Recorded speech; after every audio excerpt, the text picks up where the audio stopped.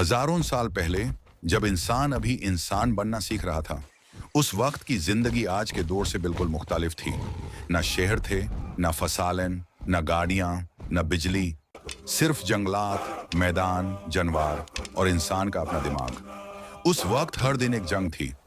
भूख से बचने की जंग, शिकारी जानवरों से बचने की जंग और अपनी कौम के लिए खाने का बंदोबस्त करने की जंग। ये कहानी है उन रस्मों की जो इंसानों ने हजारों सालों तक अपनाई ताकि शिकार में कामयाबी मिले और कौम का निजाम जिंदा रहे।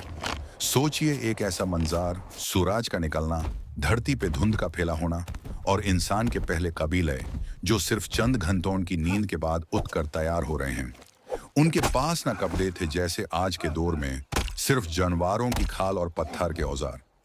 उनकी दुनिया में सबसे बड़ी दौलत थी खाना, और खाना हासिल करने का तरीका सिर्फ एक था, शिकार। शिकार सिर्फ जोर और ताकत का नाम नहीं था, ये एक प्लानिंग, स्ट्रेटजी और टीम वर्क का अमल था। काबिला एक डेरा बनाकर बैठता, बुजुर्ग जो जिंदगी का सबसे ज्यादा तजुर्बा रखते शिकार का तरीका समझाते।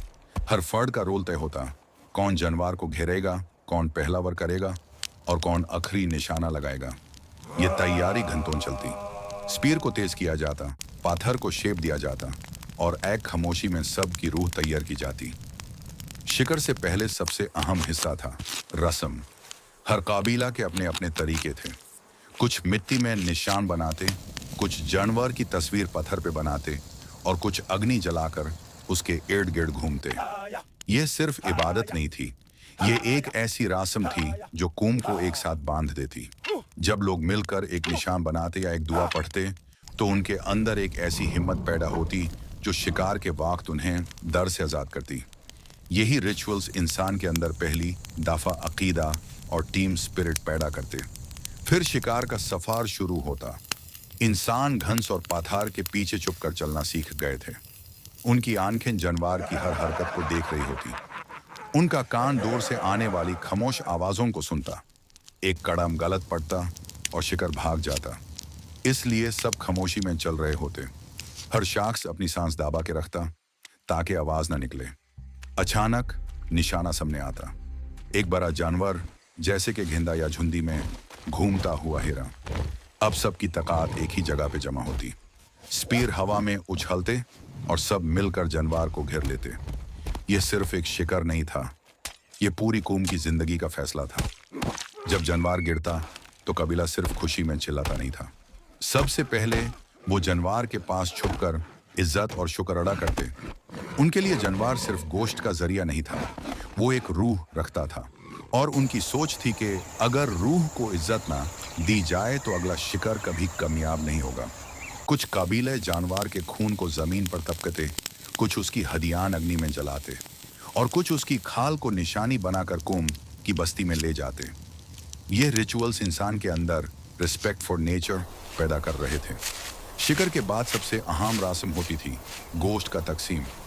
आज हम सोचते हैं कि एक शिकार करने वाला अपनी मेहनत का सबसे बड़ा हिस्सा रखता होगा, लेकिन उस वक्त सबसे पहले बुजुर्ग और बीमार लोगों को हिस्सा दिया जाता। औरतें और बच्चे भी सबसे पहले खिलाते। यही इंसान का सबसे बड़ा राज था, शेयरिंग। जब कौम मिलकर रोजी बांधती थी तो हर शख्स महसूस करता कि वो इस सफर का हिस्सा है। इसी शेयरिंग से इंसान ने ट्रस्ट और इंसानियत का निजाम बनाया। रस्मों का दूसरा बड़ा फायदा था इल्म का सफर। जब बुजुर्ग किस्सा सुनाते कि कैसे उनके जमाने में शिकार होता था तो बच्चे और जवान सीख लेते। हर रस्म, हर तस्वीर, हर दुआ एक तालीम थी। बच्चे स्पीयर चलाना देखते, औरतें खेतों से जड़ी बूटियां समझती और जवान टीम वर्क सीखते। ये सब रिचुअल्स इंसान के लिए पहला स्कूल बन गए। सोचिए, बिना किताब के, बिना टीचर के, बिना स्कूल के, इंसान ने सबक सीखने का तरीका बना लिया और यही तरीका था जो उन्हें जिंदा रखता। आज हम टेक्नोलॉजी और साइंस की दुनिया में हैं, लेकिन क्या आप जानते हैं कि हमारी हर चीज उन्हीं पहली रस्मों का नतीजा है? Team work, planning, strategy, respect for nature, ये सब उन्हीं कबीलों ने सिखाया। आज भी जब एक क्रिकेट टीम मैच जीतती है तो वो अपने रिचुअल्स करती है।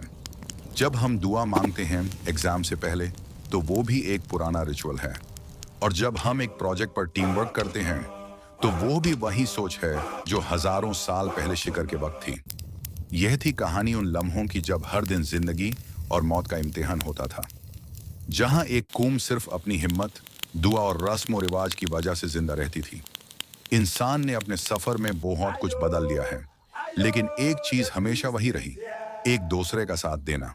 अगर आपको यह सफर पसंद आया तो इस कहानी को शेयर करें और सोचिए, अगर हमारे अंदर अब भी वही जाज्बा है तो आज के दौर में हम कितनी दूर जा सकते हैं।